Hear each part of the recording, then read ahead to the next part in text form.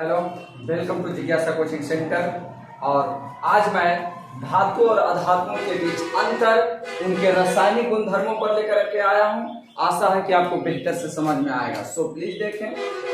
एक क्या करना है, आपसे क्वेश्चन पूछा जाएगा कि धातु और अधातु में अंतर स्पष्ट करें उनके रासायनिक गुणधर्म पर।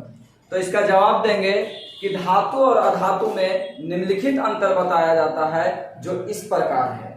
एक तरफ धातु लिखेंगे, एक तरफ अधातु लिखेंगे। धातु के तरफ पहला पॉइंट या अंतर लिखाएगा। पहला अंतर क्या लिखेंगे कि धातुएं विद्युत धनात्मक होती है। धातुएं विद्युत धनात्मक होती है। क्या होती है? धातुएं जो कि विद्युत धनात्मक होती है। अब क्यों होती है? जो जितना इलेक्ट्रॉन का त्याग करता है उस पर उतना धन आयन आता है। जैसे सोडियम Na+1 है, इन्होंने एक इलेक्ट्रॉन का त्याग किया है, इसलिए इस पर धन आयन 1 आया है।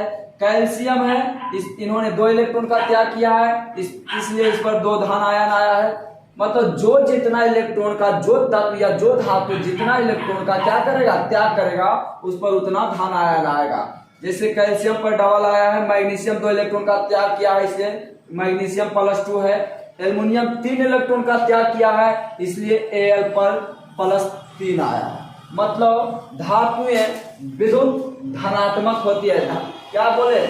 आपका पहला अंतर है, धातुएं विद्युत धनात्मक होती है। क्यों होती है? क्योंकि धातुएं जो कि इलेक्ट्रॉन का त्याग करता है, और जो जितना इलेक्ट्रॉन का त्याग करता है उस पर उतना धन आयन चढ़ती है या आती है उस पर। अब जैसे Na+ है, Ca+2 है, Mg+2 है, Al+3 है। मतलब इन्होंने 1 इलेक्ट्रॉन का त्याग किया है, 2 इलेक्ट्रॉन का त्याग किया है, 2 इलेक्ट्रॉन का त्याग किया, इसमें 3 इलेक्ट्रॉन का त्याग किया, इसलिए इस पर ट्रिपल धन आयन है, डबल है और सिंगल धन आयन है। अब इसका बेसिक कंसेप्ट है, जो कि ये आपका कोर कक्षा कोर इलेक्ट्रॉन इसमें बताया जाएगा। अब अधातुएं का तरफ इसका बताएंगे पहला पॉइंट में कि अधातुएं विद्युत ऋणात्मक होती है। अधातुएं क्या होती है? विद्युत ऋणात्मक होती है। क्यों होती है? क्योंकि अधातुएं इलेक्ट्रॉन को ग्रहण करती है, और जो जितना इलेक्ट्रॉन ग्रहण करेगी उस पर उतना ऋण आयन आएगी। तो इन्होंने पहला पॉइंट अधातु की तरफ बोलेंगे कि धातुएं विद्युत क्या होती है? ऋणात्मक होती है। विद्युत के ऋणात्मक होती है। अधातुएं विद्युत ऋणात्मक होती है। क्यों होती है? अभी हम बताए हैं कि जो जितना इलेक्ट्रॉन को ग्रहण करता है उस पर उतना ऋण आयन आता है। अब बताइए, ऑक्सीजन पर -2 आया, तो ऑक्सीजन 2 इलेक्ट्रॉन को क्या किया? ग्रहण किया, इसलिए इस पर -2 आया है। सल्फर पर -2 आया है। क्यों? क्योंकि उन्होंने 2 इलेक्ट्रॉन को ग्रहण किया है। आपका क्लोरीन सॉरी, यहाँ सिंगल होगा, Cl-1 होगा। क्लोरीन 1 इलेक्ट्रॉन का एक इलेक्ट्रॉन ग्रहण करता है, इस पर Cl पर पावर -1 आएगा। बहुत सारा धातुएं हैं इत्यादि कर दिए, लेकिन इसमें एक एक्सेप्शन आ जाता है कि कौन सा धातु है जो कि इलेक्ट्रॉन को ग्रहण नहीं त्याग करता है। तो आपका आ जाएगा हाइड्रोजन। क्या आ जाएगा? हाइड्रोजन। हम बताएं अधातु विद्युत ऋणात्मक होती है, लेकिन एक्सेप्शन में है जो कि अधातु में से कौन सा? हाइड्रोजन, जिसमें विद्युत धनात्मक होती है। तो ये आपका एक्सेप्शन वाला पार्ट आ गया कि जो कि अधातु, इसका नेचर है कि अधातु विद्युत ऋणात्मक होती है, लेकिन अपवाद में है जो कि हाइड्रोजन जो कि है विद्युत धनात्मक होती है, क्योंकि इलेक्ट्रॉन को यह त्याग किया, इसलिए H+1 हुआ है। अब बताना है धातुएं की तरफ दूसरा पॉइंट बोलेंगे कि धातुएं ऑक्सीजन के साथ अभिक्रिया कर क्षारीय ऑक्साइड बनाता है। क्या बनाता है? क्षारीय ऑक्साइड। धातुएं जो है ऑक्सीजन के साथ अभिक्रिया कर क्षारीय ऑक्साइड बनाता है। जैसे में मैग्नीशियम ऑक्सीजन के साथ अभिक्रिया कर MgO बना लिया। क्या बना लिया? MgO बना लिया। आगे है कैल्शियम ऑक्सीजन के साथ अभिक्रिया कर बना लिया है कैल्शियम ऑक्साइड। तो जितना भी है ये आपका क्या है? क्षारीय ऑक्साइड है। अब ऐसे भी पॉइंट बताया गया है कि धातु का ऑक्साइड जो होता है क्षारीय प्रवृत्ति का होता है। क्या होता है? धातु की ऑक्साइड कैसे प्रवृत्ति की होती है? क्षारीय प्रवृत्ति की होती है। तो यहाँ पर आपको साफ शब्दों में बताया है कि धातु ऑक्सीजन के साथ अभिक्रिया कर क्षारीय ऑक्साइड बनाता है। और ऐसे भी इसका नेचर होता है कि धातु की ऑक्साइड कैसा होता है? अम्लीय की क्षारीय?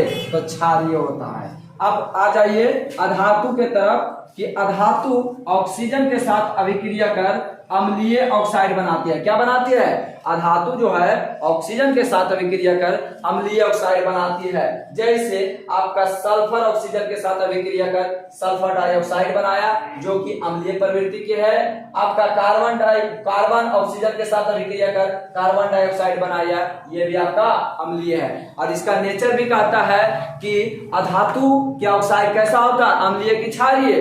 तो अधातु के ऑक्साइड आपका अम्लीय होता है। क्या होता है, अधातु का जो ऑक्साइड होता है वो अम्लीय होता है। अब धातु की तरफ पॉइंट थर्ड में आ जाइएगा कि धातुओं के ऑक्साइड जल में घुलकर, धातुओं के ऑक्साइड जल में घुलकर क्षार बनाते हैं। क्या बनाते हैं, धातुओं के जो ऑक्साइड है ना भाई साहब, जल में घुलकर क्या बनाते हैं, क्षार बनाते हैं। जैसे आपका सोडियम डाइसोडियम ऑक्साइड आपका है Na2O आपका, ये क्या है, धातु ऑक्साइड है और जल से अभिक्रिया कर क्या बना लिया, सोडियम हाइड्रो ऑक्साइड बना लिए। बताइए कि OH है आपका क्षारक है, OH क्या बताता है आपका, जैसे आपका है क्षार और अम्ल और क्षारक, तो क्षारक आपका देता है जल में घुलकर हाइड्रो ऑक्साइड आयन देता है और अम्ल है जो कि जल में घुलकर हाइड्रोजन आयन देता है। तो यहाँ आपका बताया गया है धातु की तरफ कि धातु के ऑक्साइड जल में घुलकर क्या बताता है, क्या बनाता है, क्षार बनाते हैं। धातु का जो ऑक्साइड है जल में घुलकर क्षार बनाते हैं। जैसे ये आपका सोडियम ऑक्साइड हो गया, डाइसोडियम ऑक्साइड आपका जल से अभिक्रिया कर सोडियम हाइड्रो ऑक्साइड बनाया और सोडियम हाइड्रो ऑक्साइड आपका अम्ल है कि क्षार है, क्षार है। ऐसे क्षारक का नेचर होता है वो जल में घुलकर हाइड्रो ऑक्साइड आयन देता है और अम्ल जल में घुलकर क्या देता है, हाइड्रोजन आयन देता है। तो ये आपका पॉइंट थर्ड हो गया धातु की तरफ। अधातु में आ जाइए कि अधातु के ऑक्साइड जल में घुलकर क्या बनाता है, अम्ल बनाते हैं। और ऐसे भी बताया गया कि अम्ल अधातु का जो ऑक्साइड होता है क्या होता है, अम्लीय होता है। तो अधातु के ऑक्साइड जल में घुलकर अम्ल बनाते हैं। जैसे सल्फर डाइऑक्साइड ये आपका क्या है, अधातु के ऑक्साइड है और जल से विक्रिया कर क्या बना दिया, H2SO4। इसका नाम है सल्फ्यूरिक अम्ल। क्या नाम है, सल्फ्यूरिक अम्ल। ये आपका सल्फ्यूरिक अम्ल है H2SO4, सल्फ्यूरिक अम्ल है H2SO4। तो अधातु के जो ऑक्साइड है जल में घुलकर क्या बनाता है, जल में घुलकर अम्ल बनाता है। अधातु के ऑक्साइड जल में घुलकर अम्ल बनाते हैं। जैसे सल्फर डाइऑक्साइड जल के साथ रिएक्शन किया तो आपका H2SO4 बना लिया। H2SO4 कौन सा अम्ल है, तो सल्फ्यूरिक अम्ल है, सल्फ्यूरिक अम्ल है। पॉइंट फोर्थ में आ जाइएगा कि धातुएं जल से अभिक्रिया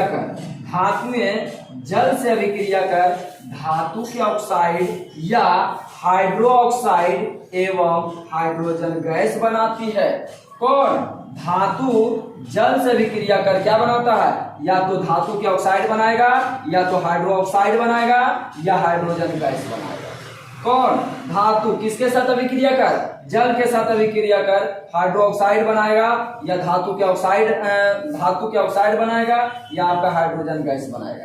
एग्जाम्पल में देख लीजिए, आपका आयरन जल के साथ अभिक्रिया किया, हम क्या बताए कि धातु है जो कि जल के साथ अभिक्रिया करेगा तो क्या बनाएगा, या तो धातु के ऑक्साइड बना देगा या तो आपका गैस बना देगा या तो हाइड्रो ऑक्साइड बना देगा। तो देखिए आपका आयरन है जो कि जल से रिएक्शन किया तो आपका बना दिया आयरन ऑक्साइड, मतलब Fe3O4 और प्लस में हाइड्रोजन गैस बनाया। आगे जब सोडियम को जल से अभिक्रिया करवाएं तो सोडियम हाइड्रोक्साइड बनाया, मतलब क्षारक बना दिया। क्या बना दिया, क्षार बना दिया। तो यहाँ पर देखो हाइड्रोक्साइड बनाया है, धातु है जो कि जल से अभिक्रिया करेगा तो धातु के ऑक्साइड बोले तो Fe3O4 आपका धातु का ऑक्साइड है। और जब सोडियम को जल से अभिक्रिया करवाएं तो क्षारक आपका देखो हाइड्रोक्साइड बना दिया। कहाँ गया, हाइड्रोक्साइड एवं हाइड्रोजन गैस बनाती है। तो हाइड्रोक्साइड ये आपका हो गया NaOH, इसका रासायनिक नाम होता है सोडियम हाइड्रोक्साइड और ये आपका कास्टिक सोडा का रासायनिक सूत्र है। कौन, NaOH। ये आपका हाइड्रोजन गैस बना दिया। अब आ जाइए अधातु के तरफ। पॉइंट 4 में कि अधातु जल के साथ अभिक्रिया करवे नहीं करता। क्या नहीं करता है, अधातु है जो कि जल के साथ अभिक्रिया नहीं करता है। आशा है कि आपको बेहतर से समझ में आया होगा। अगर ये वीडियो अच्छा लगा तो please like, comment and channel को सब्सक्राइब करें। Thank you.